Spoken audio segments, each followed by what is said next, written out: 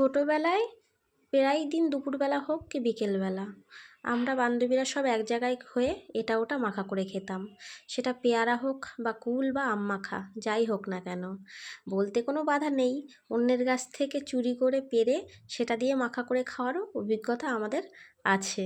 সেই দিনগুলো সত্যিই খুব আনন্দের ছিল, অন্যরকম ছিল।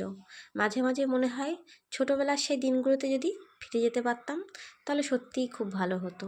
এখন একা একা থাকি, একা একা এসব মাখা খাওয়ার ইচ্ছা হলেও ভালো লাগে না। সবাই মিলে এক জায়গায় হয়ে এসব মাখা খেতে ভালো লাগে বেশি।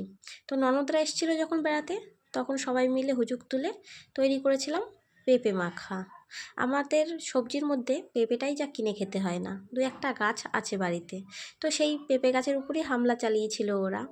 এরপর পেঁপেটা পেড়ে কাটার পালা, যেটার দায়িত্বে ছিল আমার নিরীহ ননদ, যে হাসি মুখে সমস্ত কাজ সহজেই করে দেয়, কোনো কাজেই না নেই। তো এই মানুষটিকেই পাকড়াও করা হয়েছিল আমাদের কাজে সাহায্য করার জন্য। কষ্টের কাজ কে করতে চায় বলো? তো আমরা ছোটোবেলায় পেঁপে মাখাও খেয়েছি বহুবার। এখন তো সোশ্যাল মিডিয়া বা ফেসবুকের দৌলতে আমরা আরও অনেক কিছু মাখা খাওয়ার কথা শুনতে পাই। তোমরা শুনেছো কি না জানি না, আমি তো শুনেছি ভাইরাল মাখাওয়ালা কাকুর কথা, যে আলু মাখা, পটল মাখা, আর অনেক কিছুই মাখা করে।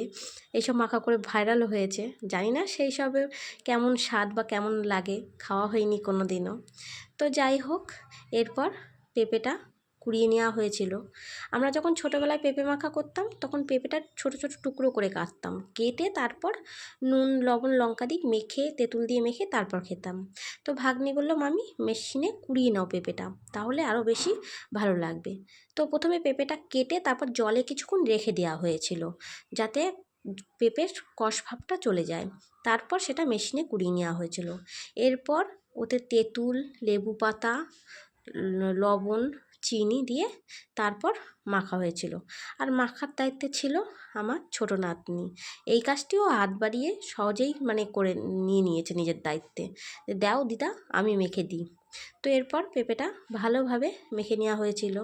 আর মাখার মেন যে জিনিস লঙ্কা, যেটায় স্বাদ আসবে বেশি, সেটাই দেওয়া হয়নি। তো ননদ এরপর ঘরের থেকে দুটো লঙ্কা এনে দিয়েছিল আর একটু লবণ, আর এরপর লঙ্কা গুঁড়ো দেওয়া হয়েছে। আর মহারানী দেখো এক হাতে পেয়ারা খাচ্ছে আর এক হাতে মাখতে ব্যস্ত। তো এরপর পেঁপেটা ভালোভাবে মেখে খানিকক্ষণ রেখে দেওয়া হয়েছিল, যাতে পেঁপেটা একটু মজে যায় আর নরম হয়ে যায়, যাতে আরও খেতে একটু বেশি ভালো লাগে। তো তোমরা পেঁপে মাখা কারা কারা খেয়েছো আর কাদের কাদের ভালো লাগে আমাদের জানিও। আমরা কিন্তু পরে সবাই দুপুরবেলা বসে এক জায়গায় বসে পেঁপে খেয়ে নিলাম।